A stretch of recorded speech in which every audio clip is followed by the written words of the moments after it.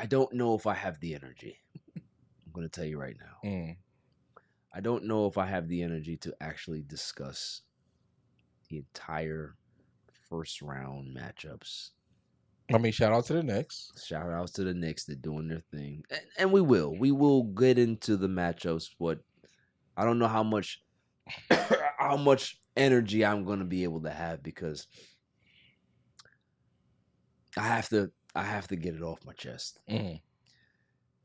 Just like as the great Iron Sheik would say, cameraman, zoom it and zoom it good. Okay? I've been a Laker fan my entire life. My mom introduced me to the Lakers. Very small age of 3 years old. She was a Magic Johnson fan. She loved the Lakers because she hated the Boston Celtics that much. She hated Danny Ainge. She hated everybody that was on that team. Larry Bird, she didn't really care for. Yeah. But she liked him, right? She was like, he bad, but she didn't like him because he was Boston. But the Lakers, I had Laker gear. Magic Johnson was my favorite player growing up. I hated Michael Jordan to this day because of what he did to us in 91, right? So my Laker ties run deep. Now, I've seen Kobe Bryant come up. I've seen the air balls against Utah. I've seen the championship runs. I've seen the lean years of, the 05 to the 08. I've seen those years. And I've seen the lean years of when Kobe got older and it was just the kids there. But there's something about what I saw and what I continue to see with this particular Laker team. I don't think I've ever been this disgusted being a fan. Never. Really? Never been so disgusted. And it started off just like I knew it would. Darvin Ham gets hired a year and a half ago. If you want to call it 2 years, that's fine. And obviously, everybody was excited that he was the guy. It very quickly changed for me. 5 games into the season, I knew that he was a complete fucking idiot. Rotations were bad. We're searching. You didn't understand. And granted, okay, you're a first-year coach. You got to try to find your way. Get into the playoffs. You have the big run. And the adjustments that you didn't make, and Denver being as good as they were, you saw the difference. One team can be able to execute in the clutch, get timely baskets, and win those decisive games. Your team is trying to figure it out. So we go into the offseason and say, you know what? Let's go ahead and try to build the team out and build depth because we didn't have that for so long. Let's build the depth. We got that at the deadline last year, made this run. Let's continue to build the depth. Let's re-sign these guys. Blah, blah. But you don't sign an adequate center. So that's the one thing is as much as I love Rob Pelinka, made a fucking error there. If you want to compete with the champs, better go get yourself a big that can be able to deal with Jokic. Yeah. They didn't do it. Fine. D'Lo had one of the worst series ever. Whole offseason, people talk about what's going on with D'Lo. He re-signs because the stock was low, so we sign up for a 1+1. Cool. Coming to the season. We struggle again. We win the in-season tournament, but then we struggle again. It's the same issues with Darvin Ham. Doesn't know who to play. Rotations are bad. X and O's are bad. The adjustments coming out of halftime are bad. And it's like, am I the only person seeing this? It wasn't. No, Laker Nation was starting to talk about it. Darvin Ham is not the guy. But what you started to really see was the players. They started to behave a lot differently around Darvin Ham and his message. You'd see players drift off and walk away. You see LeBron James have certain mannerisms, Anthony Davis, Austin. Certain guys would just be like, it's neither here nor there. Let's get to the playoffs now. We made the playoffs, made this run. Okay, we're playing the Denver Nuggets again. Here's Darvin Ham. We ain't running from no smoke. Yeah, okay, cool, fine. You want to go ahead and talk that stuff? That's fine. But make sure that you're prepared for it. And what do I see? Big lead. Game 1. We don't have the adequate fundamentals or the game planning or the execution down the stretch. We lose to Denver. Bench points, non-existent. Game 2, we're up big. D'Lo has a great first half. We're up 20-plus points. Yeah. Denver continues to chip away. D'Lo does nothing in the second half. And we lose on a game buzzer beater because poor execution. No bench points again. Going to game 3 at home. You would think that they would have a little chip on their shoulder. Up big again. Let it slip. No bench production again. 39 points from your bench in 3 games. I would like to know what fucking team you're going to beat with those particular numbers. And the issue that I have is that Darvin Ham continues to play the wrong people. You got D'Lo, had a great game too, but has 2 bad games. So out of 3 games, he's had 2 bad ones. He doesn't know when to pull him. Don't know when to pull him. He pulled him last game, cool, but that should be a thing going forward. Or you should know who to play. Where's the young kid? Where's the kid's name? I can't remember his name right now, but he was a guy that was good defensively, had some chops in regards to knowing how to spread the floor, shoot threes. Darvin Ham never knows who to play. And what we're starting to hear, Gabe Vincent said, man, I was on the Heat last year, and there's certain adjustments that we see out of halftime that I'm used to. Not really seeing it here. Heard Anthony Davis say, sometimes we look like we don't know what the fuck we're doing on both sides of the floor. You had LeBron James after game 3 get asked the question, what do you think is the reason why Denver is so good? And he says, great coaching, great execution, great game planning. Those are all shots at your head coach. Yeah. So for me, as devastated as I am, as mad as I am, I want them to get swept now. The reason why is because I need this season to be over so Darvin Ham can hit the bricks. I need D'Lo to be gone. I need this front office to start doing things that's going to win you championships. I have nothing to say about Anthony Davis. Okay. Because he was healthy this season. I think he played well. Healthy this season, played most games he ever played in his career. LeBron James, 39 years old, still a factor. When LeBron wanted Kyrie and Kyrie met with you guys last summer, you didn't want to pull the trigger. And I said on this show, the Lakers need to press the nuclear button. Certain guys are not going to get you over the hump. Fucking Austin Reeves is not going to get you over the fucking hump. Yeah. Rui Hachimura is not going to get you over the fucking hump.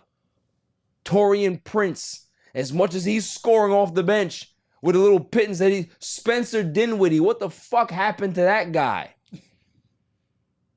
All of these players that you have on this team, nobody can score. Nobody can play. Nobody knows what the fuck to do.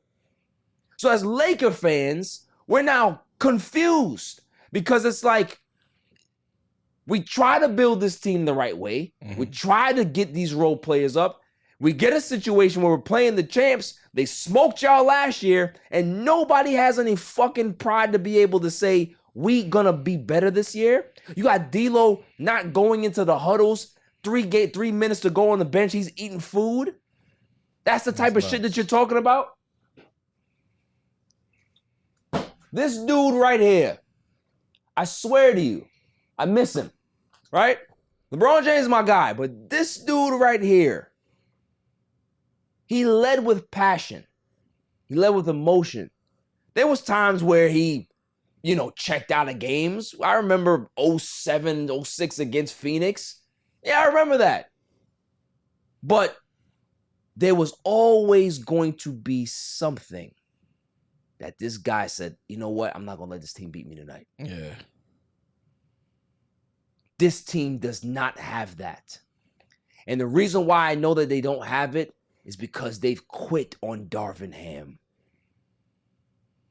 Every time the Lakers are up, they've been up every single fucking game at halftime. Every game. Especially with Denver. With Denver, we're just talking about Denver.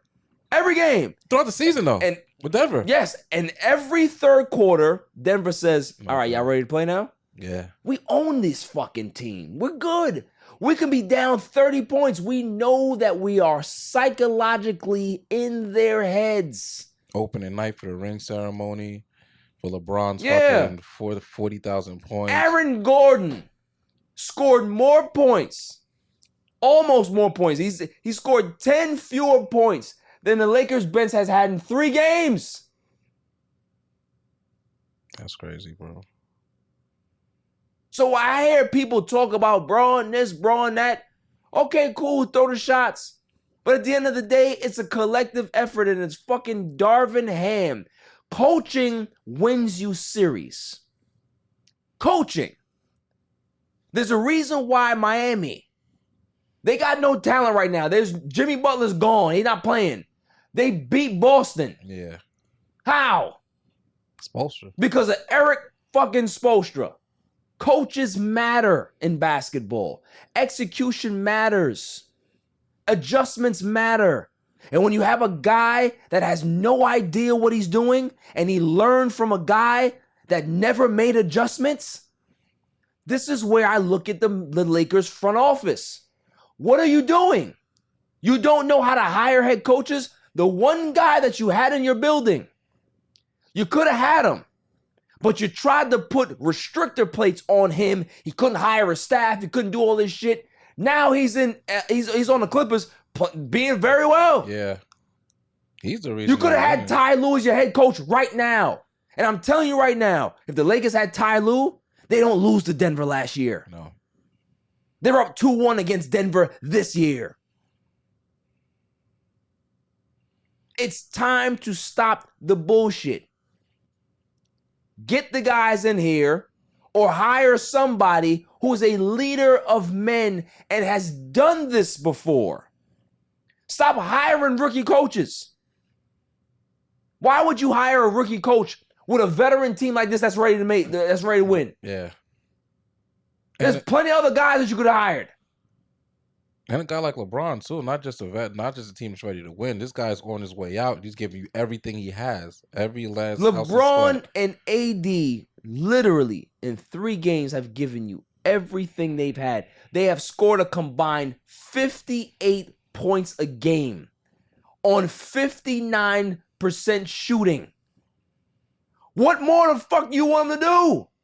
Austin Reeves, he figured out just a step up first 2 games, he didn't do shit. Haven't seen Rui all series. Yeah. I'm sick of it. I've never been this disgusted being a Lakers fan my whole life. My whole life. It's been 7 games since I've seen a win in the playoffs. And I'm a Laker fan. I'm a Knicks fan. I'm not a fan of the Toronto Raptors. I'm a Laker fan. Yeah, that's... I've never experienced that with this man. So, if you were to be able to pick their next coach, who would it be? I don't know. That's the sad part, that I don't know. But it gotta be somebody better than him. You gotta find a point guard that's better than D'Lo. Because this kid has been an immature fuck since he came into the league. Can't handle the pressure. It's all good when you're playing well, but when you do shit like that, yeah, and you don't want to be in the huddle and you don't answer questions after games, this is why your bag is compromised. Certain people can't play in certain stages. He can't play here. Rui Hachimura probably can't play here. So you know what you need to do? You need to package off all of those dudes and get them the fuck out of here. It's going to be a long offseason, man. You will see no Laker attire on me until they get rid of Ham. I'm done. I'm done. There's in 36 years, I had never missed a Laker game until game 3. I literally turned it off. It's done. Never turn off a Laker game. Turn it off. And guess what's going to happen in game 4? I won't watch. For what? What the fuck am I watching for? Yeah. You don't think they got one of them? Not a shot in hell. Because the thing is, with Denver, they know. Yeah. It's time to be able to put the knife in. Slowly. They've done it already. But now it's time to put the death nail in. Not going to give them a win and make them feel good about themselves. No. Yeah. We are going to take everything from you and make you guys feel it. That we are the superior team. We have the better coach. We have the best player on planet Earth. And we're going to go back to the NBA Finals. They probably won't, right? But in regards to comparing them and the Lakers, yeah. This is the problem, is that they are very close, right? The Lakers are very close to Denver. But Denver is so much better at the Lakers at being the Lakers. That's the problem, is that the Lakers have the depth. Denver has better depth. The Lakers have Anthony Davis. Denver has Jokic. Yeah. We have D'Lo. They have Jamal Murray. You understand what I'm saying? Yeah. They're better at every position outside of LeBron. They're just better.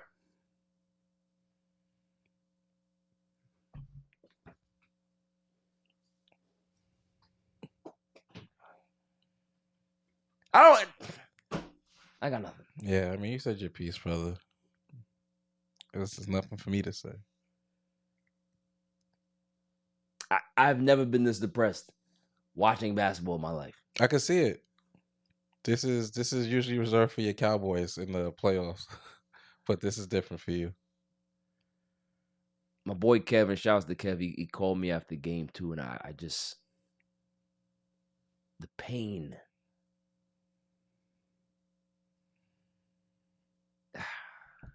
Moving on.